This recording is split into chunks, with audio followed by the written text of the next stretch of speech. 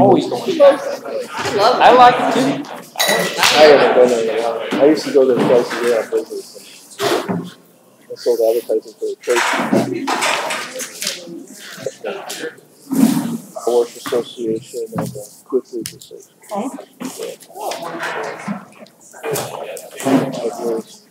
It's a little side note. Is Tyler here? Tyler?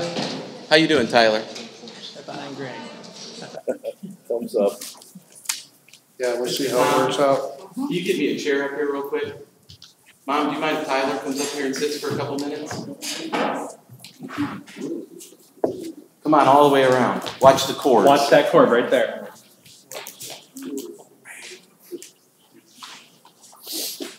I'm going to need your help for a couple things. Bring him all the way around.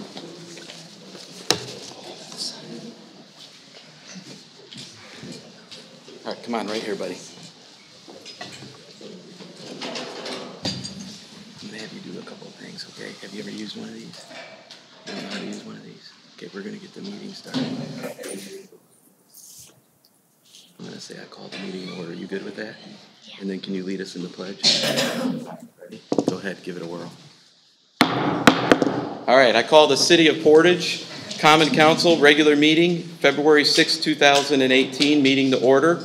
And Tyler, how do I say your last name, Tyler? Fiegel. Tyler Fiegel is going to lead us in the Pledge of Allegiance. Ready? Right here's the flag, buddy. Right here. Ready? I pledge allegiance to the flag of the United States of America and to the republic for which it stands, one nation, under God, indivisible, with liberty and justice for all. I saw Tyler out there all dressed up and thought he'd make a good mayor tonight. Good job, buddy. All right, you're going to help me a little bit more before we get to you, okay? Okay. All right. Pastor Miller, I saw you back there. It's good to see you, sir. Why don't you come up here and lead us in the pledge? How you feeling? I'm feeling fine. Good. Or not lead us in the pledge, lead us in prayer. One of the things I wanted to make sure that we think about while we're praying is Mr. Carl Fisher. He'd probably be pretty upset with me if anybody knew that I mentioned this, but I was up there with him in the hospital on Thursday. He's having open heart surgery, and we're taking good care of him from the city side, and he's in pretty good spirits. You know, Carl, they had, when I went up there yesterday, the nurses kept telling him to settle down. So if anybody knows Carl, you know, but we need to pray for him and pray that he gets through that surgery in good shape. All right? I'm filling in tonight for Pastor Kevin August, who is a pastor of the Well and serves as chaplain at the YMCA. And we're going to pray for him tonight, too, who's suffering with kidney stones. Oh.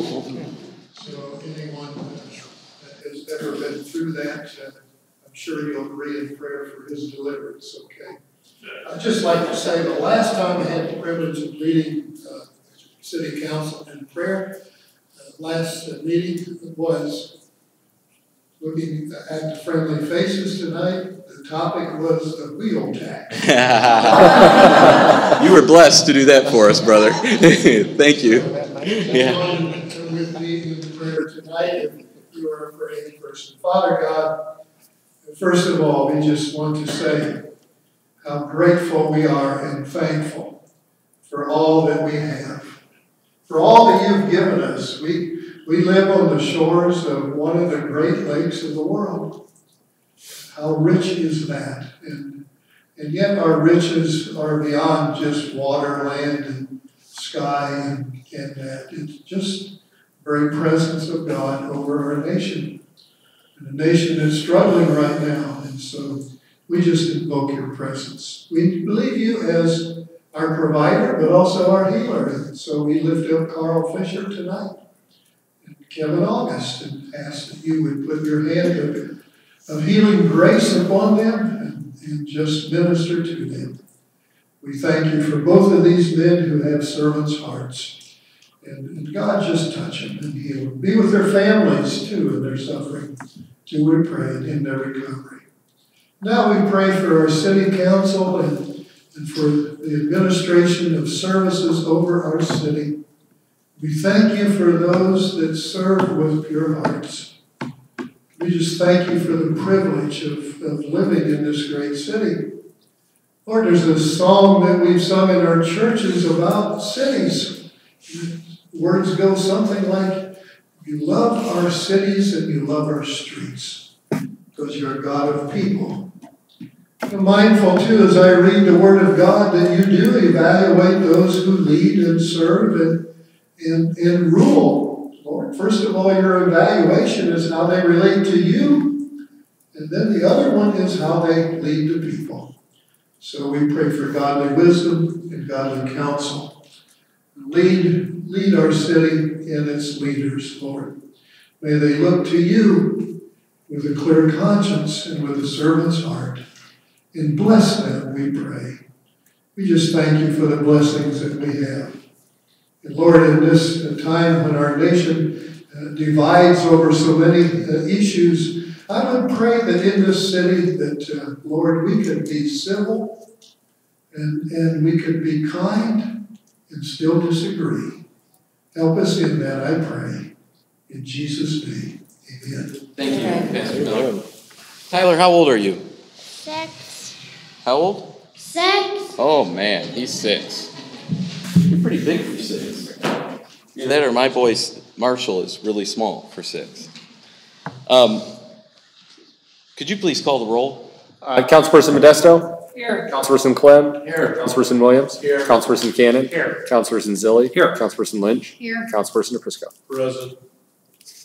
Thanks, Mark, for mixing it up a little bit. We have communication, correspondence, and announcements from the mayor, and we're going to get to Tyler here in a second. First of all, Amanda, can you help me? What day is the State of the City? Thursday, February 15th. Thursday, February 15th is the State of the City. What's really great about that is 2 days later, our Portage Indians are going to be wrestling in the state finals down in Indianapolis. Everybody be paying attention to that, watching that. I heard that our girls' bowling team was state champs. Yeah. So that was exciting. How did the boys do, or is that this week? No, they're done. They lost in semi-state. All right. Well, they did good. Yeah. Semi-state. I know they're not state champs, but We gotta do something for the girls, Mayor. we will. Well, we're going to get some of those little cool keys made and do some things for them. And then I'm looking forward to, I'm going to be down at the wrestling watching that because I eat that stuff up. That's a lot of fun to watch. Weren't you a wrestler, guys? I was. I don't want to talk about that, though. I was. Weighed in at a strong 117 pounds my senior year. Wow. We have State of the City, and then we have I believe there's also a resolution, so let's move right to that, Councilperson Prisco, and let's do that and do all this at one time, the anti-bullying. Resolution number 18-, a resolution of the Common Council of the City of Portage, Indiana, raising public awareness of the imminent health and safety concerns for bullied children. Whereas cities throughout the state of Indiana and across the United States are becoming more aware of the growing trend of bullying in schools and on the internet that has become a serious nationwide problem, one with often serious consequences. And whereas statistics show that as many as 40% of the nation's youth have been victims of bullying, and that the vast majority of these incidents go unreported to schools, law enforcement, or parents. And whereas social media networks have vastly increased in recent years, and young people are eager to participate without always understanding the consequences of their behavior. And whereas school bullying statistics show that 77% of students are bullied mentally, verbally, and physically, and cyberbullying statistics are rapidly approaching similar numbers. And whereas adolescence can be a difficult time for some youth, and the online and constant nature of social media only increases the scrutiny of personal lifestyle decisions. And whereas general bullying and cyberbullying have both caused severe damage, heartache, and even fatal tragedy to young people and their families and friends. And whereas the City of Portage is in support of cities taking a stance against bullying and raising education and awareness about anti-bullying efforts by the Portage Township Schools to provide a better life and foundation for young people. Now, therefore, be it resolved that the Common Council of the City of Portage hereby adopts this anti-bullying resolution to raise public awareness about the imminent health and safety concerns for all bullied children. Motion to adopt. Second. We have a motion and a second to adopt. Is there any discussion? Please call. Oh, I'm sorry, Pat. I should have went right to you. Sorry. Go ahead, Pat. I'd like to reach out and thank Chief and Andy and the school board and Amanda, if she's here, school superintendent. I'd asked the superintendent to meet up a couple times with the chief and I, and the school board was all aboard with this too as well. But I asked Amanda to look into a such as this right here that's sitting here in front of us today. And I appreciate everyone looking and following through with something like this. Our children deserve a fair and safe environment when they're in our schools and or in our school buses, parking lots, wherever it may be. Football games, baseball games, basketball games, any sort of sport event that's affiliated with the Port of Schools or the city, I think they should be held accountable, especially when suicide rate is skyrocketing because of bullying and school attendance has gone through the roof. But I thank everyone that was involved in getting this rolling, getting it pursued, and seeing that this come to life. I thank each and every one of you for helping out with this. Thank you. Thanks, Council. I'd just like to make a comment. First of all, I'd like to thank Chris and Colin for working with the school district. We have a great school, we have a great city, and this is really positive. Just another thing, and I'd also like to thank Pat for working with Troy and everybody else to get this done. It just goes to show that we care about our youth. We want things done right. We want kids to grow up with a good life. They shouldn't be bullied. But again, I applaud everybody for their work. Like I said, once again, we have great schools, great people at the school district, and I'm sure we can stop a lot of this bullying. Thank you. We have a motion and a second. Is there any other discussion? Please call the roll. Councilperson Modesto? Yes. Councilperson Clem? Yes. Councilperson Williams? Yes. Councilperson Cannon? Yes. Councilperson Zilli? Yes. Councilperson Lynch? Yes. Councilperson Aprisco? Yes. And with that, Principal of Central, Mike, are you here? Where are you at? I'm not going to have you speak. Amanda already instructed me, but I'd like you to come up for a quick photograph up here at Tyler's picture, right? Yeah. So we have some pictures there up front. We have Tyler's, we have Sienna Hernandez. I don't know if anybody walked in afterwards. Sydney Price, and then we have Gianna Daish. I hope I got those right. Come on, Tyler.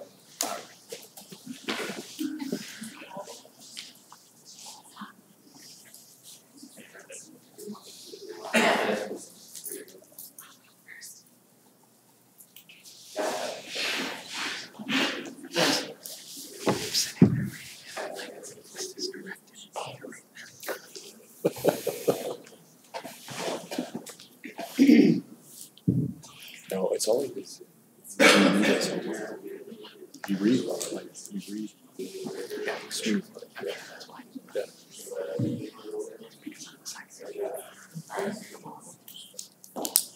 Thank you. Thanks, Tyler. You want to stay up there or do you want to? Evil, you, not the other way around. Yeah.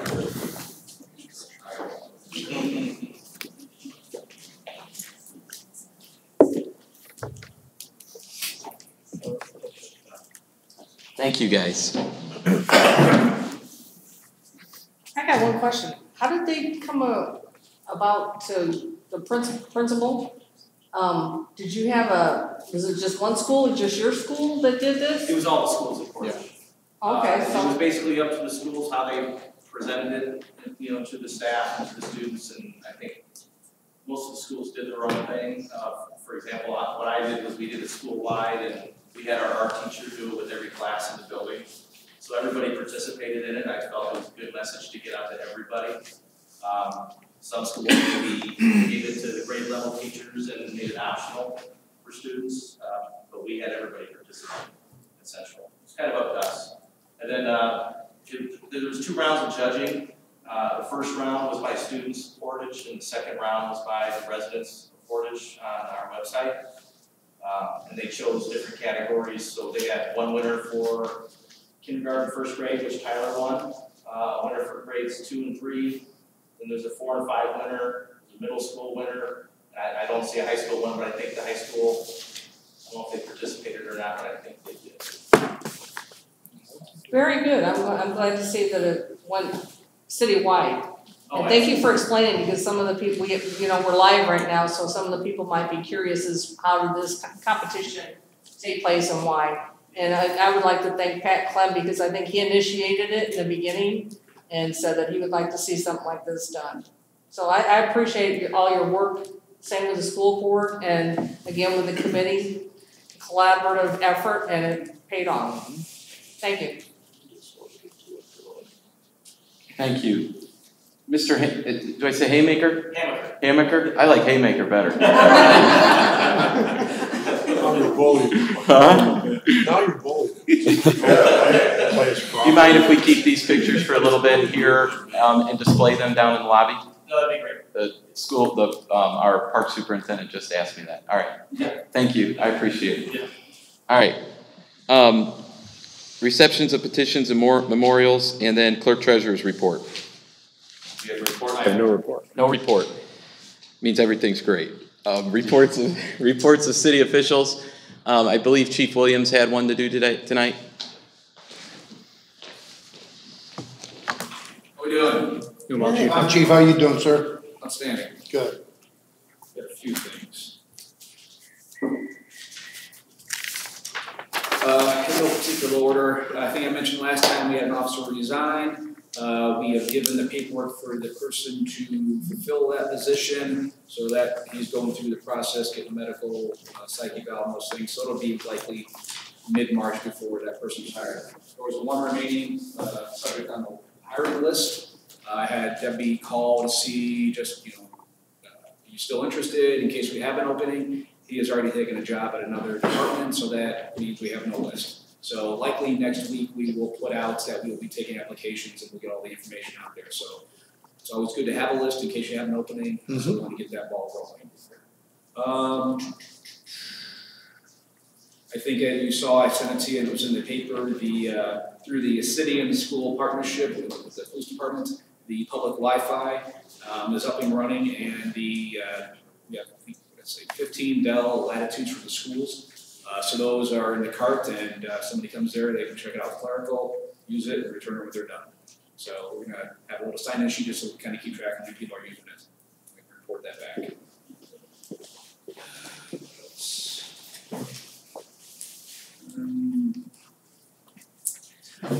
I know you probably saw this in the paper, and I would like to mention it again, which is kind of a huge deal for the Thomas family. But we had a conviction of the Kevin Campbell murder trial.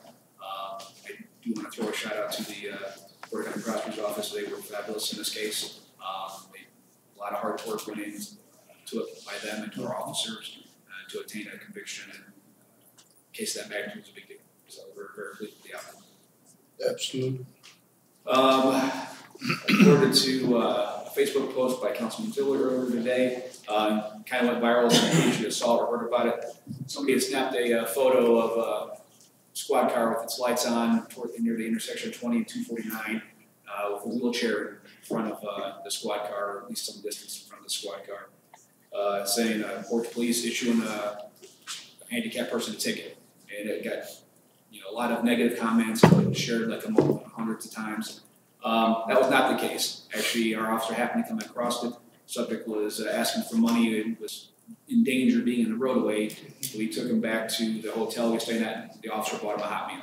So what you see on the internet or on Facebook is not always the case. And so we made some posts to that, point. But in case you had seen that, I just wanted you to know that. Who was the individual posted that?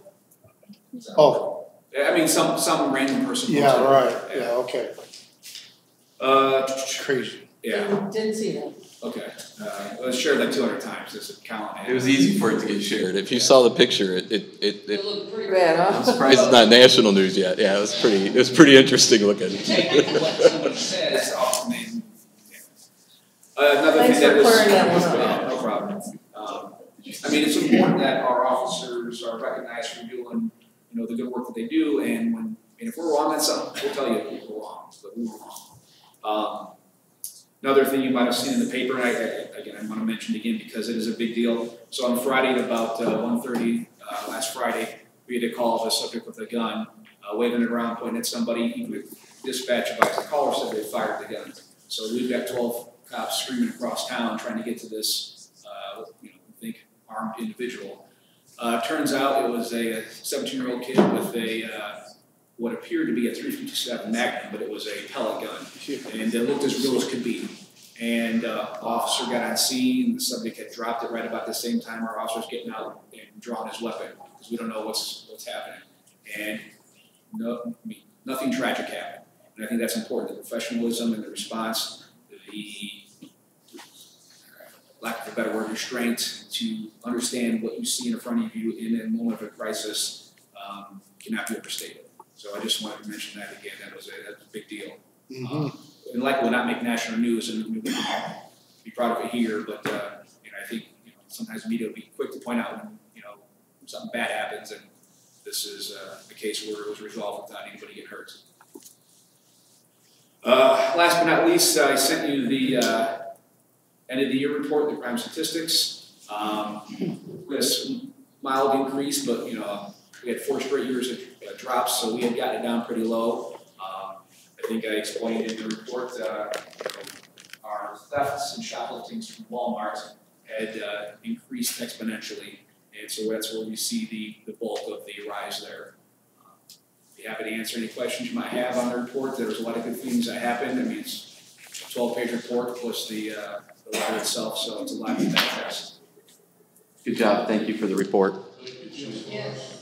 I would like to make a comment, Mayor, about the number of times our officers have to go to Walmart. That disturbed me greatly, that over 400 times our officers go there. I mean, we're almost acting like private security for Walmart. And I think we need to either get a small task force together to talk about how we're going to deal with that. Apparently, the chief is sending things to Walmart. They're just ignoring it. But when we're called, they go, and there's no result sometimes. Sure. I think there needs to be something that happens. Either we have to create an ordinance or a fine or something for the amount of times our officers are leaving the city and our citizens and going to Walmart and nothing happens from it. We need to do something.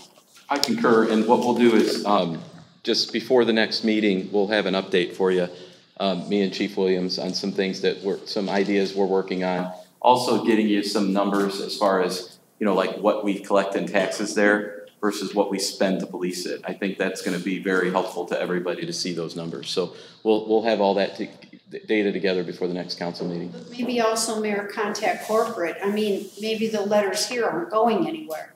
Maybe corporate needs to be contacted. Yeah. Looks like this is happening at other Walmarts. It is. That's why Troy put that that's why Chief Williams put that in the memo, so you could see that this wasn't just Portage related. It's coming from, there's several communities that are complaining about it. And that being said, if we just finish up with this, and unless you have any other questions, this department, and it's not just one person, through the council, through the mayor, with the equipment, the personnel we get. I mean, this is a city effort. I don't think any other community has the community response and support that we have through our social media. Just about any person we put on Facebook trying to identify, we get identified, and we solve our major crime. This was still, in the last 26 years, this police department, for the last 6 years, have posted the top 6 lowest crimes in the last 26 years. So that's something that I think that every officer in the city should be proud of. Absolutely. Yeah, proud of you. One of the things that always sticks out to me by that report, and sometimes we miss it, is our reserves and how many hours they put in and how much work that they do. And we're doing our job trying to make sure we better equip them, we get more of them, and I think we need to think of some ways to make sure that we're constantly recognizing them even more than we already do. I see Gil back there, who's always there helping, and we just have, transporting our prisoners all the way to the county is a big task, and they take that load off of us quite a bit, and we just have. They don't get paid. yet they donated 4,200 hours last year. That's a lot of hours. Well, that's equivalent of 2.5 police officers. So it's just something I wanted to, through the report, every time I look at that, I just kind of go, wow, what a sacrifice they give to us. So I'm grateful. Thank you so much. Great job, George. I look forward to that report next month. I was gonna ask you too, Chief, how many canines are we up to now? 5. 5? Okay. Thank you. All right. I've got to take a little bit of break from I've only got one more department head coming up here, I believe, unless you guys have other questions. Sienna came in. They had a mishap on their way here. So Sienna, we want to thank you. Which one is yours, by the way? Which picture? You see the pictures over there? The one with the rainbow. Well, there's 2 rainbows. Is it the square one? Or is it here, take me over there. We're going to get a picture.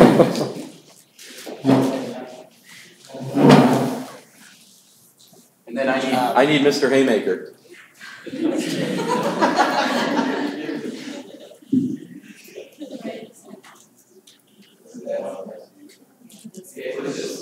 You saw. Nice. That's awesome. Good job. Beautiful. Well, I hope so. I just asked her how she did, but she said she doesn't know.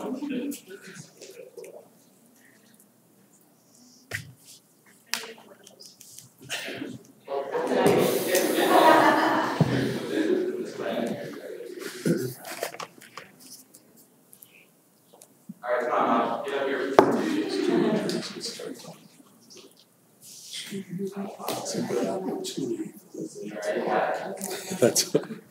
That's right. Pass it Here's my 5-page legal memo. Will you give a yes or no? Check. You really like Yes or no?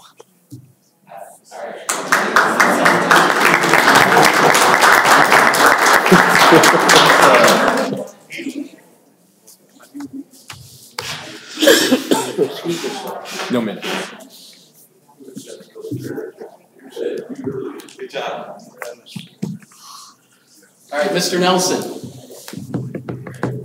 Give Sienna a round of applause.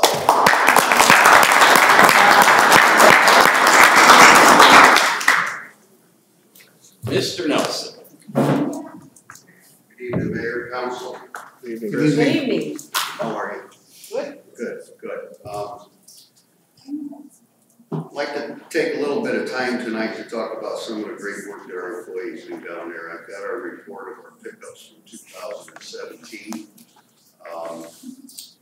In 2017, our crews down at the sanitation and streets picked up 19,000 tons of materials around the city.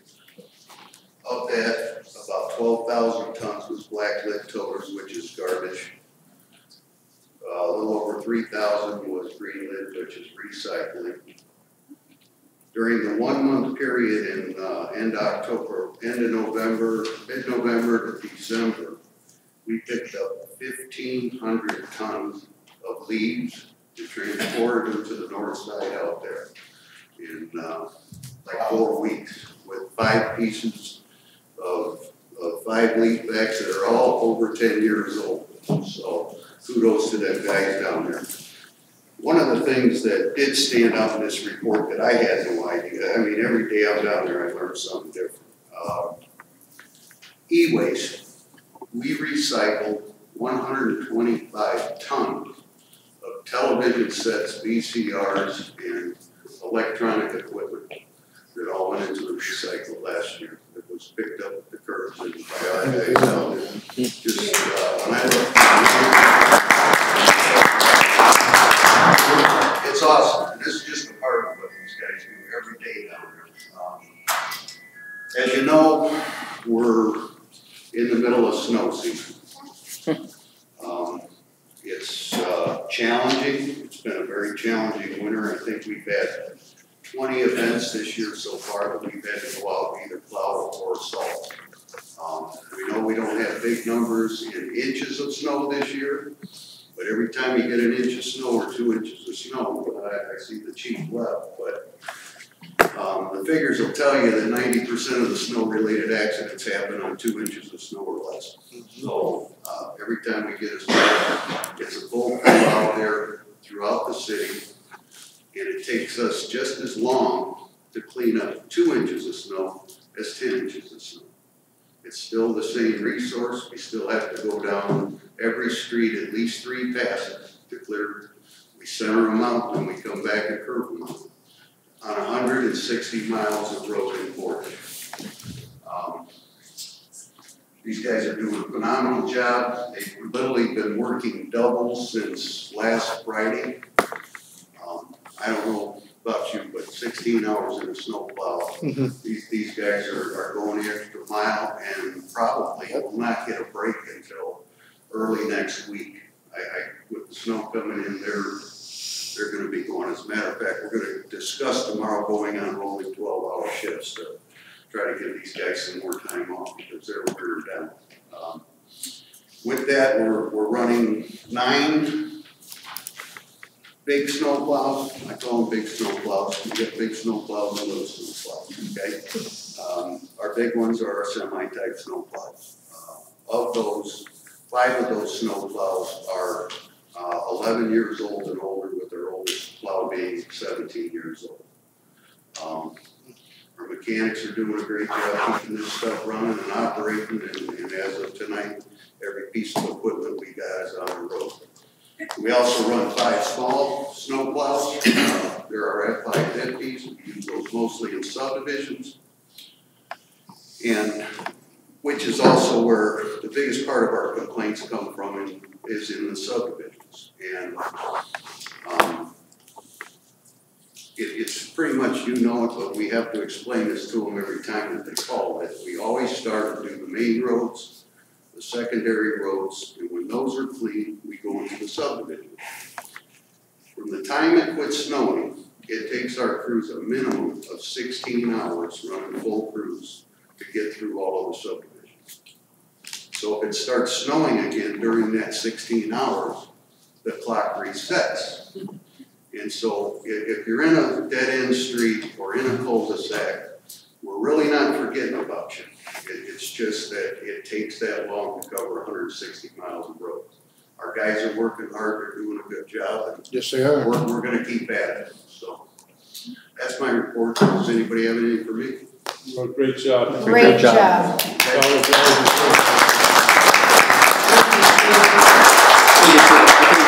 With Steve, I think he would recognize this as well. Our park department employees have also been helping. When you pulled in here today, everything was black. Everything looked really nice. So our park department employees and our utility, thank you for your help. The utility guys have been out as well, out plowing. It's kind of funny when you see a new one. I've got a big cul-de-sac, and when I see one of the new guys hitting it, it's kind of funny to watch because you can tell it takes a while to get really good at it. So we're very grateful to everybody helping with that, keeping the roads safe. And I'm sure all the school board members that are here are happy too, because they get to make sure they don't have to call off school. So, except for the Super Bowl delay, which was pretty smart when I found out why it was happening. Give everybody a little bit of time to recover from that high-octane Super Bowl Sunday. Does anybody have any questions for any other department heads? I didn't have reports from them today. No. Okay.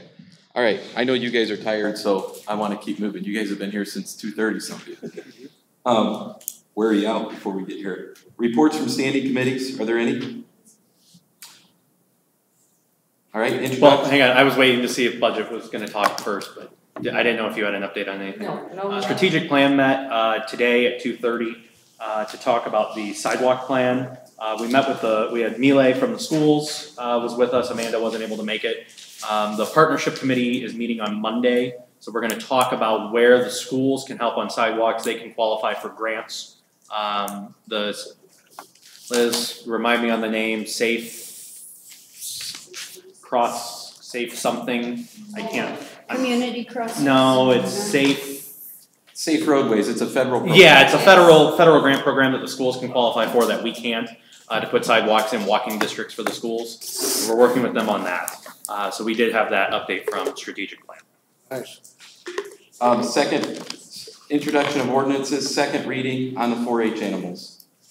Councilman Cannon, will you read that, please? Sure. Ordinance of the City of Portage, amending Chapter 10 Municipal Code of the City of Portage entitled Animals. Be it, and it hereby is ordained by the Common Council of the City of Portage, Porter County, Indiana as follows. Section 1 Ordinance Amendment, Chapter 10, Article 2 of the City Portage Municipal Code entitled Animal Control shall hereby be amended by adding a new Section 10-41 entitled 4-H Animals. Let the record show this has been read in its entirety. Move to adopt. Second. We have a motion and a second to adopt. Just so that the audience knows, we already voted on this. We already took action. We voted on this. The rules were suspended. So sometimes you'll hear us say there's a suspension of the rules because typically an ordinance has to be read twice into the record. The council has the ability to suspend the rules, and if they suspend the rules, it has to be a unanimous vote. But if they suspend the rules, it can't be a 4-3 vote that allows it to pass.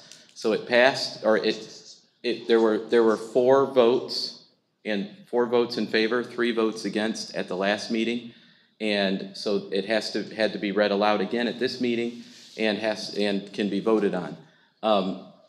I know that there's some residents here to speak about it. I think though that for the issuance of time, I'll let you speak at the end if you feel you need to, simply because I just heard Mr. Oprisco second the motion. So can please. I second it so we can discuss it. Okay. No, I want to hear from the public before we vote. Okay, then I don't have a problem with that. That's the pleasure of the council. I believe there's a couple people here to speak. I know Mr. Wellman came. Do you intend to speak or no? Yeah. If you do, I'm gonna limit it because people have been here a long time. Oh, sure. I'm gonna limit it to 2 minutes, which I typically do for public commentary. So please step up to the podium if you want to come speak in favor or against this ordinance. This is not a public hearing, so I'm gonna give you 2 minutes to speak, and then we'll move from there.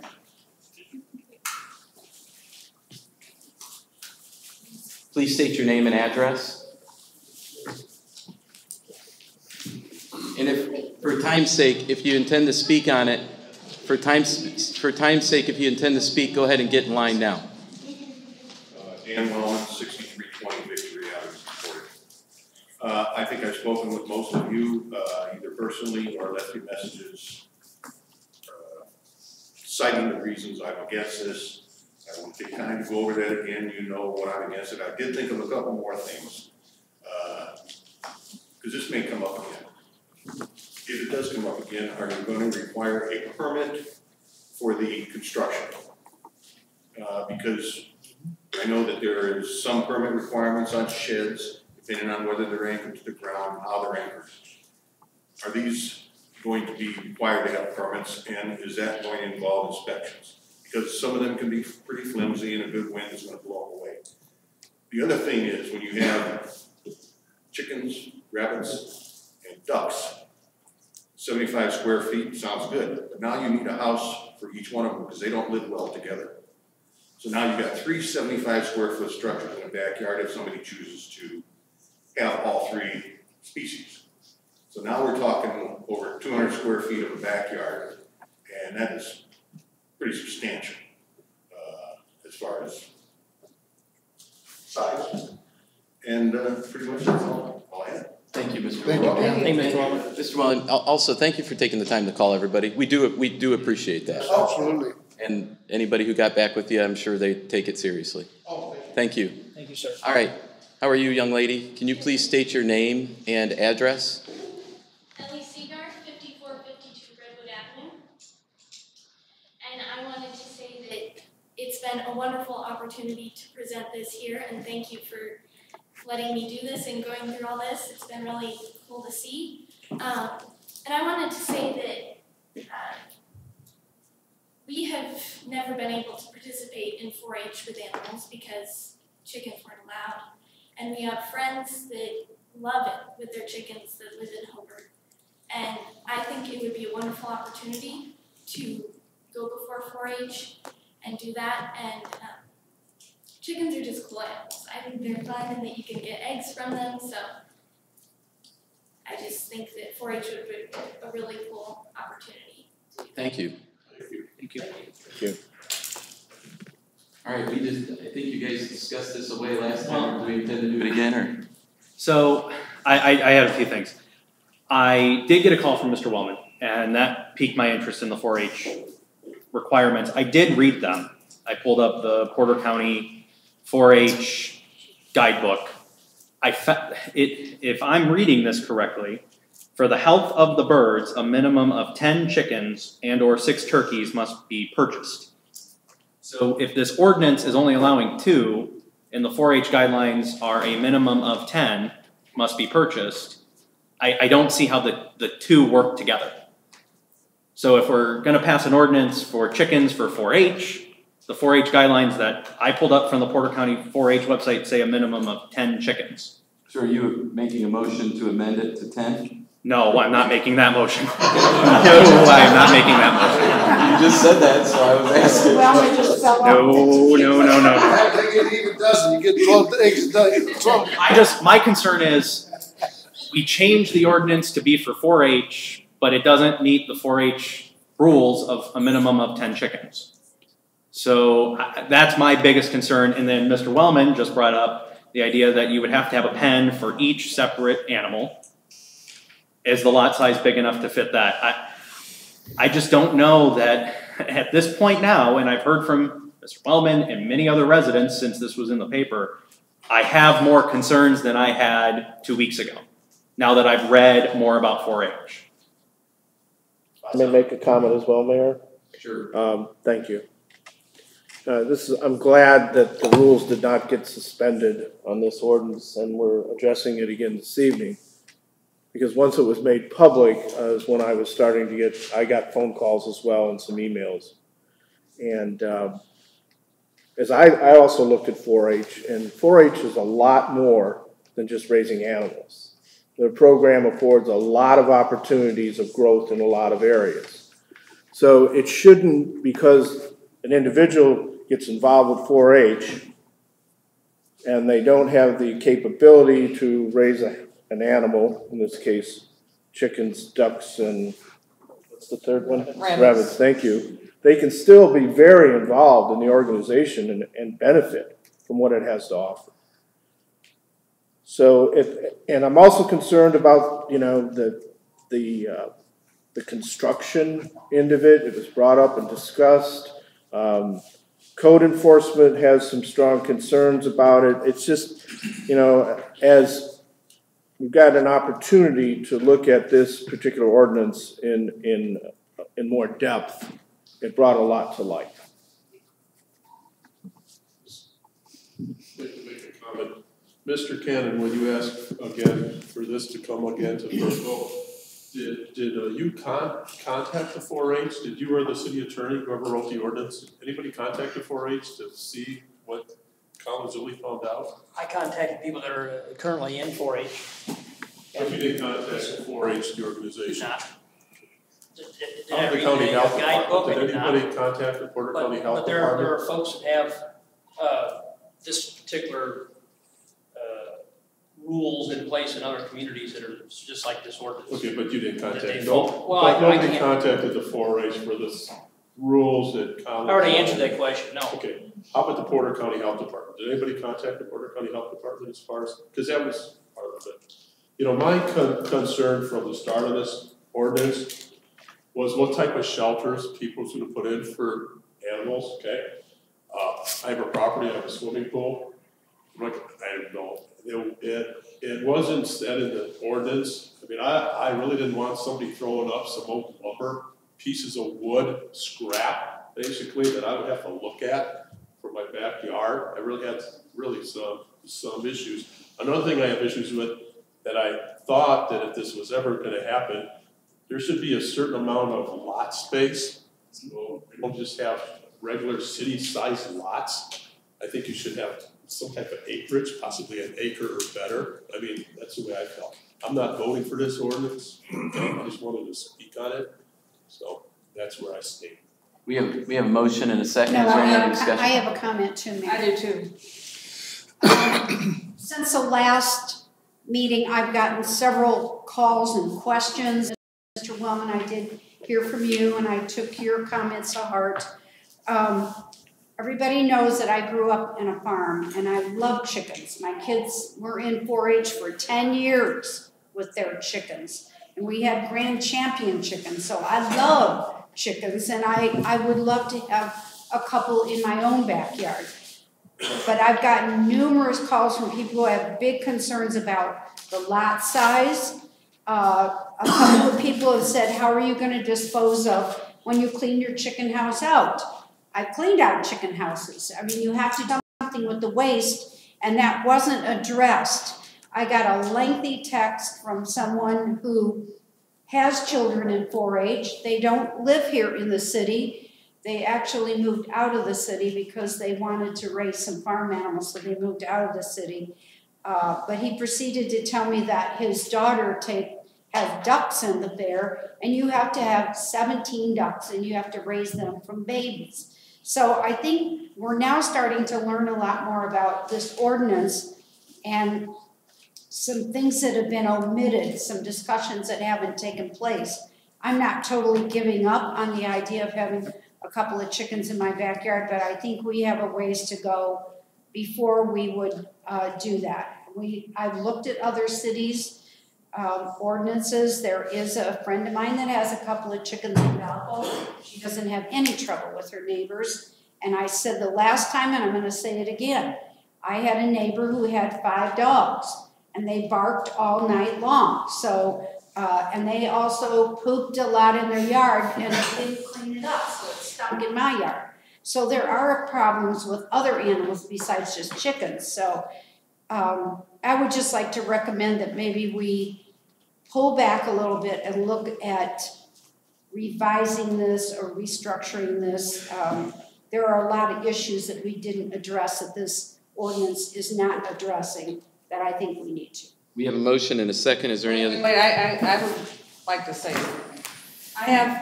I was told at the last meeting that the city hall did not get any phone calls about this ordinance.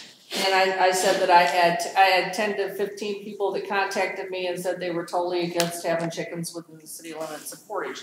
I have signatures of at least, I think it's about 65 signatures on these papers of residents in my district that are totally against having any chickens in their backyards.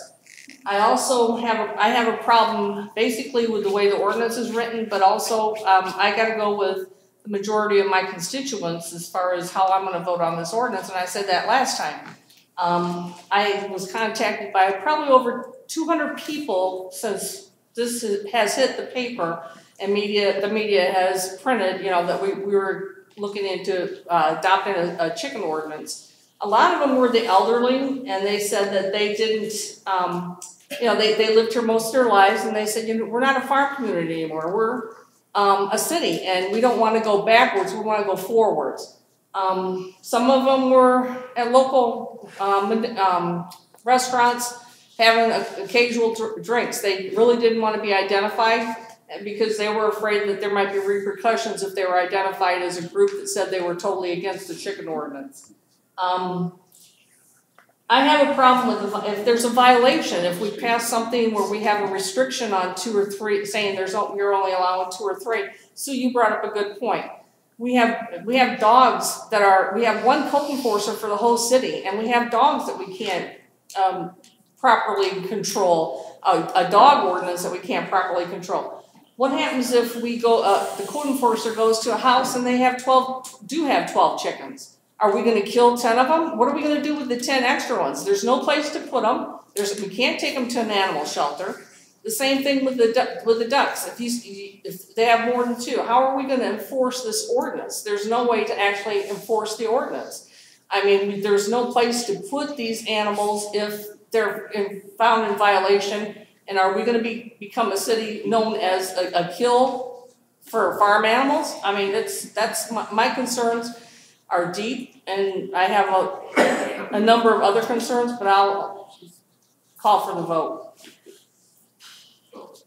I'll call for the vote when everybody's had a chance to talk. Is there anybody else that has anything else to say?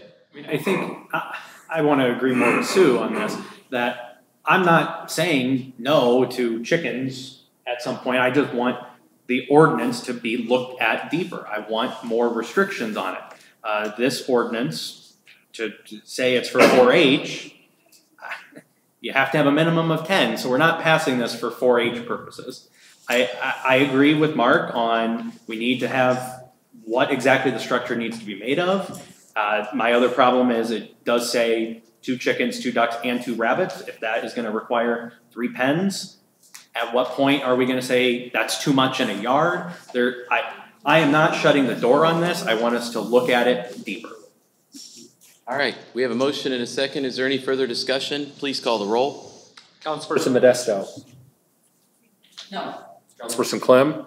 No. Councilperson Williams. No. Councilperson Cannon. Yes. Councilperson Zilli. No. Councilperson Lynch. No. Councilperson Naprisco. No. Is there a motion to deny? The ordinance is not passed. Okay. Introduction of resolutions. We have Marina Shores Lot 21 abatement.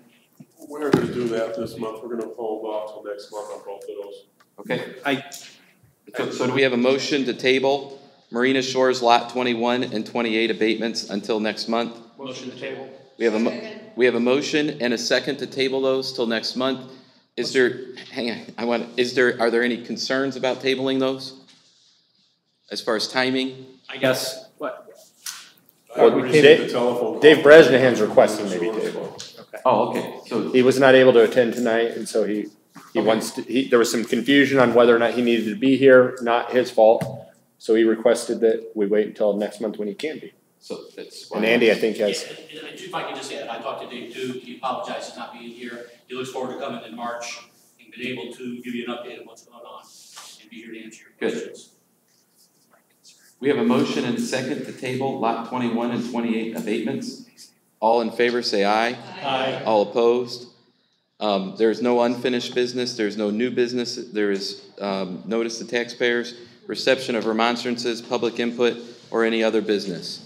Do we have, is there anybody here for public commentary? If you're here to speak in public commentary, you can, oh yeah, sorry. Real quick. If you're here to speak publicly, come on up to the front. I'm gonna do something before we do that. We have a membership dues list that we didn't go over. We normally do that at January's meeting. I think everybody got a copy of it? Yeah, I did get a copy. I believe it was in Dropbox. Mm-hmm. But is there associated costs with any of these? Can we hold off till next month? Sure can. All right, then it's not on the agenda. Can you put it on the agenda next month? Then we're not gonna deal with it today. What are you talking, I didn't. The membership list. Organizations that we're members of, that stuff. We're back to 2012. We gotta go through these and find out what they cost and who's part of them. Can you, sir, please state your name and address? How are you? I'm fine, how are you? I'm doing well. My name is Fernando Perez, I live at 3218 Sylvania Street. And my comment is about the utility bill that we're getting, and talking about the wastewater charge, trash charge, and stormwater. It's easy to read in the last 14 months. It's been 3 increases. One in the middle was a big increase. So I'd like to know more about that, where we're going as a city, and maybe somebody could say something about that. Sure. Because it bothers me, so that's why. Yes, sir. I think that I think the gentleman spoke early a lot about that too, but I like to hear you guys, as because I've talked to other people, and I mean they should be here too, and voicing their opinion, what they feel about it. Sir. Yes, sir. I think that the Utility Service Board met prior to this meeting, and I think that one of the things that we are working on feverishly, one of the disadvantages that we have as a community on the lake is the water issues that we have, and we tend to have, because of the creeks, that go through the city. They're beautiful. They're nice to have, everything that we have going on. And then when we grew so fast, drainage wasn't put in properly when the city grew, and we're paying for that now. And we have to make sure that we keep our ditches clean. We have to make sure that we keep everything moving in a proper direction, and none of that stuff was happening 10 years ago. So the city took a bold step a while back to pass the stormwater fee. Of course, nobody likes that, including me. But what's happened since that time is drainage is getting done all over the place. In your neighborhood specifically, over on Sylvania, you guys had some serious issues, and you're a newer subdivision. You're not that, in the grand scheme of Portage, you're not that old. And we had whole areas bottoming out, full of water, basements flooding, houses flooding, and we weren't doing any normal maintenance. So what happens is these subdivisions would get turned over to us, and we wouldn't do anything with them. So the cattails would grow up, they'd keep coming down, and then eventually the retention ponds weren't working properly. And so now that fee has allowed us to employ people to get into those retention ponds. You see them working all the time now, unlike what in the past, digging trenches through those. All that stuff is taking place, and it's taking place at a rapid rate. It's allowing us to help get paving projects done, get drainage under the roads, rebuild a lot of the roads that we have. A lot of the roads that we have are nothing but old county roads with no drainage in them. A good example would be Lute Road, a majorly traveled thoroughfare, still has ditches on the side of it and doesn't have normal drainage underneath of it. The cost of that is going to be millions. We did Stone Avenue. Mayor Velasquez got Stone Avenue done, a major undertaking. Took 2 years to get it done. And it was just an old county road that needed to be redone, and it cost $12 to $13 million. So the point is that these funds, and the reason they increase a quarter every year, the stormwater fee simply has increased a quarter every year. There's no extra charge other than the quarter. And what that's going to is more drainage projects. And we couldn't do them all in the next 10 years with the money that we get. And then we also have people that we have to pay. We believe in paying our employees. We believe in paying them fairly, so they get wage increases. So the fee has to go up. All those things, I hope that explains it to some degree to you, but we're still way behind the 8 ball on drainage in Portage. It's going to be a long time before we get caught up. Thank you. No problem. Thank you. Thank you, sir. Thank you, sir, for coming. Please state your name and address. Last month you were fleecing us for cabin fever. You here to do that again? Okay. I'm persistent on things. Mr. Mayor, Council, audience, my name is John Roy, and I'm Vice President of Portage, Mr. 12, I live at 2569 Contact Street, located in Portage. Very briefly, I'm going to read a short statement from Fred Joseph, our athletic director, Portage High School. We are hosting a social event that serves as a silent auction and raffle on February 24, 2018 at Woodland Park, located in Portage. We're soliciting different companies, vendors, and organizations for auction gifts that will be raffled off to adults in our community. If your organization would be generous enough to contribute to our event, we would be greatly appreciated. You heard from the mayor tonight, and I'm a strong advocate of students being athletes, also in school, and I will also be in Indianapolis that weekend. Good. I was a wrestler, and I'm pretty good at it. But nonetheless, tickets are $35. I thank the school board, I thank the common council, I thank the mayor, I thank our school members, and we've had great support, and we're looking for a great turnout that evening because it benefits the lesser sports. And I don't want to say that they're not lesser, but as far as raising money, as like the football team or the wrestling team, things like this, I'm talking about supporting cross country, golf, bowling, the whole 9 yards, exactly. And that's what our organization does: is that we give money to the coaches, so that we make sure that our kids are dressed properly, and represent our city greatly, and also that we provide food, snacks, and stuff to the coaches to make sure that the kids are taken care of when they're representing our schools here at home and even on the road.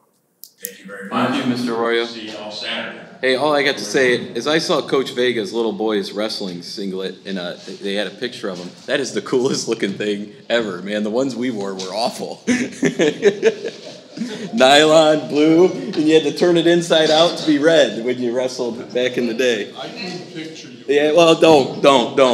That would be. Yeah. All right, Mr.